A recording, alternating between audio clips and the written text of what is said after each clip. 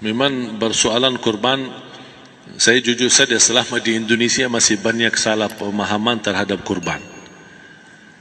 Dan saya pernah berkata, memang Islam kita di Indonesia Islam keturunan. Ya, jadi asal tahu saja. Ya, tapi dari segi belajaran, mohon maaf ya, kita terlalu jauh terhadap pemahaman. Yang saya maksud, kita melaksanakan sesuatu tapi kita sudah belajar, sudah tahu, bukan hanya asal saya dengar, saya lihat, saya bukan sebatas itu, tapi kita punya dasarnya. Dan ini kelemahan kita, di antaranya kurban. Saya pernah mendengar, bukan malah sering mendengar soal kurban dihitungkan beroran. Jadi keluarga suami istri sama 5 anak berarti jumlah 7, wajib sapi. Kalau kurang daripada itu, atau misal suami istri tidak mampu, boleh ini tahun kurban kambing atas nama suami, tahun depan atas nama istrinya. Ini hal keliru sebenarnya. Yang dihitungkan soal kurban beda sama akikah dan beda sama zakat fitrah. Zakat fitrah sama akikah terhitung beroran. Akikah laki-laki 2 kambing, perempuan 1. Kalau tidak mampu boleh. Kalau ada kembar, laki sama perempuan berarti 3 kambing. Tapi kalau tidak mampu boleh 1 kambing, tidak masalah. Dan tidak ada istilah sekarang saya kurban tapi nanti sisanya seolah-olah ada hutang sama Allah. Sesuai kemampuan kita. Di antaranya kurban. Kurban hitungannya berkeluarga, bukan beroran. Buktinya Rasulullah SAW dan juga cerita Nabi Ibrahim. Ketika Nabi Ibrahim mau sembelih Nabi Ismail, Allah turunkan apa? Mengganti sembelihan Nabi Ismail dengan ekor kambing dari surga. Berapa ekor kambing? 1. Padahal Nabi Ibrahim punya istri 2 dan anak. Ada istri Siti Hajar dan Sarah. Kemudian anaknya Ismail dan Ishak. Berarti semuanya berapa? 5. Kenapa Allah tidak turunkan 5 ekor kambing? Karena hitungannya memang 1 keluarga. Yang kedua, Rasul sendiri sembelih 2 kambing. Pertama, Bismillah atas nama Muhammad dan keluarga Nabi Muhammad.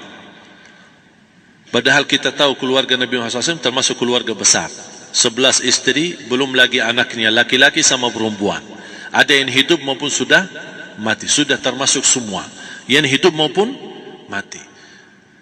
Yang kedua, Rasul sembelih sembelihan yang kedua atas namaku dan umatku. Umatnya berapa miliar? Cuma 1 ekor kambing. Kenapa Rasulullah SAW berkurban atas nama dirinya dan umatnya? Saya mengambil salah satu di sini tanda sayangnya Rasul kepada umatnya. Jadi saya selalu berkata, orang miskin yang tidak mampu berkurban seharusnya bangga di hari kurban, karena Rasul sudah kurbankan duluan atas nama dia. Jadi terima kasih ya Rasulullah, ingatkan kita. Yang kita tidak mampu, Rasul sudah. Bahkan kalau Rasul sudah kurban atas nama umatnya yang tidak mampu, berarti sudah terkabul. Kita aja belum tahu kabul atau tidak kalau kita berkurban. Tapi kalau Rasul sudah terjamin makbul. Oleh sebab itu hitungan kurban itu adalah 1 keluarga. Misal, bapa punya istri, punya anak. Itu kalau mampu sapi silahkan. Mampu 1000 sapi silahkan. Kalau soal kemampuan tidak ada masalah. Tapi kalau soal kewajiban, tidak ada wajib lebih daripada 1 ekor kambing. 1 ekor kambing. Misal, kalau bapa punya istri 4. Misal. Cuman ini misal. Ya. Istrinya 4. Setiap istri anaknya 10. Berarti jumlah berapa? Anak 40, istri 4, berarti 44, sama bapa 45. Wajib 1 ekor kambing saja. Cukup untuk semua ini. Tapi kalau soal mampu, ya silahkan. Mau 1000 kambing boleh, mau 1000 sapi boleh. Tidak ada yang melarang kalau soal kemampuan. Dan kalau kita mau sembelih, Bismillah atas namaku dan keluarga. Tidak perlu bawa data-data nama keluarga. Jadi disebutkan tukang sembelihnya ada capek menunggu sambil sebutkan nama-nama. Tidak perlu. Udah Bismillah atas namaku dan keluarga. Termasuk kata atas namaku dan keluarga, termasuk orang tua yang sudah meninggal. Termasuk orang tua yang sudah, karena kita adalah hasil daripada orang tua. Itu sudah termasuk, tidak perlu kita sebutkan. Ada sebagian ulama membolehkan kalau kita mampu, mau khusus kambing atas nama orang tua, tidak masalah. Kalau kita mampu. Tapi kalau kita tidak mampu, itu sudah termasuk orang tua kita bersama keluarga besar kita. Ini salah satu kenikmatan, dan ini termasuk juga sedekah yang berguna bagi orang yang sudah meninggal di keluarga kita. Wallahu ta'ala. Dan juga masalah panitia, bisa kita mewakili. Kalau kita tidak mengerti sembelihannya dan tidak mengerti cara bagiannya. Tapi ada satu sunnah yang termasuk kehilangan sunnah ini, adalah banyak yang tidak mau makan dari hasil kurban. Padahal itu sunnah Rasul. Dari akikah boleh makan, dari kurban pun boleh makan. Bahkan sunnah SAW dibagi 3. Sepertiga pertama dihadiahkan. Maksudnya kata dihadiahkan kepada orang kaya. Misal tetangga saya tapi orang kaya, dia bukan miskin, tapi boleh saling hadiah. Karena inti daripada hadiah silaturrahim. Ada keluarga kita termasuk mampu, tapi saya kasih, ini alhamdulillah saya sembelih sapi. Barangkali dia tidak mampu, cuma sembelih kambing. Udah, kita dapat daging kambing, dia dapat daging sapi. Tapi dengan niat hadiah, bukan sedekah. Karena dia bukan orang miskin yang menerima sedekah. Yang sepertiga yang kedua adalah sedekah. Sedekah itu termasuk orang miskin. Yang ketiga, kita makan sendiri. Bahkan Rasulullah SAW selepas Idul Adha, beda sama Idul Fitri. Sebelum Idul Fitri dia makan kurma, meyakinkan batalan puasa. Tapi kalau Idul Adha tidak makan dan minum sebelum salat, kenapa? Bukan tidak berarti tidak boleh. Tapi Rasulullah SAW ingin pertama pembukaannya, buka sarapannya atau makan di pagi harinya selepas Idul Adha adalah dari hasil sembelihan kambing itu atau dari kurban. Jadi kita sebagian sedikit. Tapi kalau kita merasa alhamdulillah rezeki saya banyak di rumah, alhamdulillah banyak ada makanan, mau sedekahin semuanya, semua mau sedekahin, tidak masalah. Tapi yang saya maksud, kenapa tidak kita sekali-kali hidupkan sunnah Rasul?